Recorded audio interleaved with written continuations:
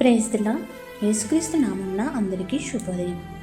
ఫిబ్రవరి 5వ తేదీ 2026 గురువారం కొరకు ఏర్పాటు చేయబడిన ఈరోజు దేవుని వాక్య వాగ్దానం. సామెతల గ్రంథము 10వ అధ్యాయము 4వ వచనం. బద్ధకముగా పనిచేయవాడు దరిద్రుడగును, శ్రద్ధ గలవాడు ఐశ్వర్యవంతుడగును. ఆమేన్. ప్రియమైన దేవుని జనాంగమా, ఉత్సాహంగా దేవుణ్ణి ఆరాధిస్తే బద్ధకము మనలో ఉండదు, దరిద్రత ఆవరించదు.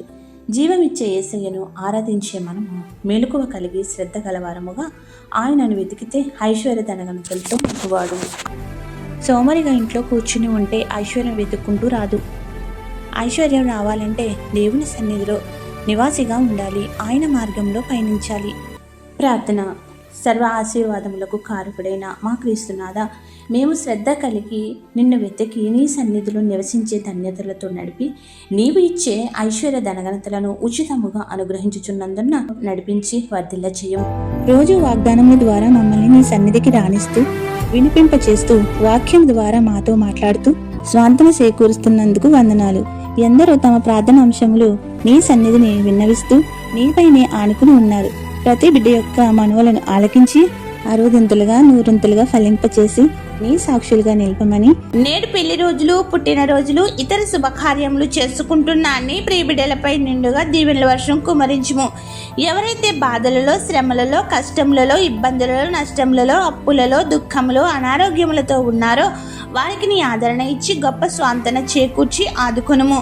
ప్రార్థన వినుచున్న ప్రతి నీ బిడ్డలకు అన్నింటా విజయం ఇచ్చి సాక్షులుగా నిలవబెట్టుము. ఈ ప్రార్థనలో పాల్గొన్న ప్రతి బిడ్డ యొక్క మనవిని ఆలకించి వారి సమస్యల నుండి ఉపశమనము కలిగించి దీవెనలు కుమ్మరించమని వేడుకొనుచున్నాము.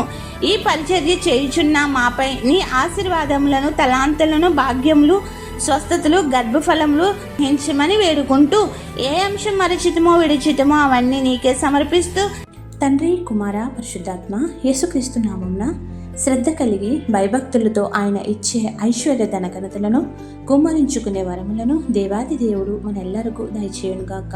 ఆమెన్. ఇట్లు దేవుని సువార్త పరిచర్యలో మీ సహోదరి. ఆమెన్. God bless you. అందరికీ మరణాత. రీతిగా దేవుని సువార్త పరిచర్య కొనసాగించుటకు మమ్మలను ప్రోత్సహించుటకు ఈ ఛానల్ను సబ్స్క్రైబర్ చేసుకోవాలని కోరుచున్నాము. సద్గుణశీలుడా నీవే పూజుడవు, స్తుతి ఆరాధనకు నీవే అర్హుడవు. సత్య ప్రమాణముతో శాశ్వత కృపనిచ్చి నీ ప్రియుని స్వాస్థ్యము నాకిచ్చితివి. స్తుతి ఆరాధనకు నీవే అర్హుడవు.